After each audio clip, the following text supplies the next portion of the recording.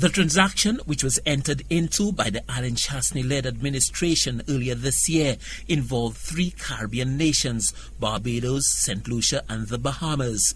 News Force could not confirm whether the government of the Bahamas paid any money to Radical Investments Inc., but the acting Prime Minister of Barbados, Santia Bradshaw, in an address to the nation said, quote, "Radical Investments did not receive a single cent from us and is therefore not expecting a refund from the Barbados government. The clear understanding at all times is once the items were sourced and arrived in Barbados, the appropriate payments would be made to the company."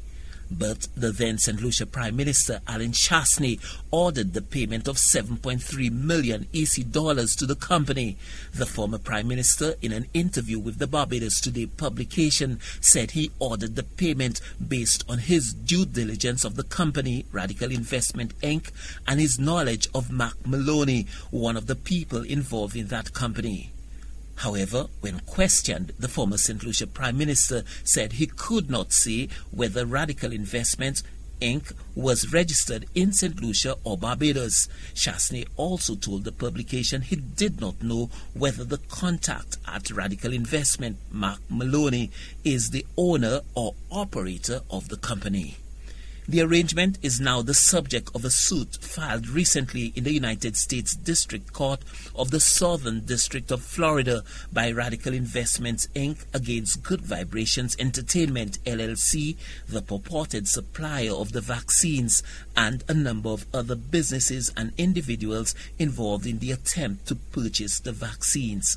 Chasney told Barbados Today that his administration had agreed to be part of the initiative because Radical Investments was a reputable business. Quote, "We worked through Radical. It was on the basis of the reputation of Radical and the fact that 3 countries were involved, Barbados, the Bahamas and Saint Lucia," Chasney said from Canada.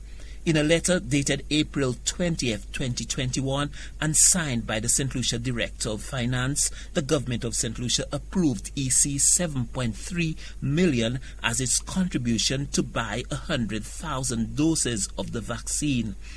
In its claim in the U.S. court, Radical Investment Limited said it had been deceived and lured into an elaborate scam to advance the sum of the U.S. $10.2 million for 1 million non-existent doses of the AstraZeneca vaccine.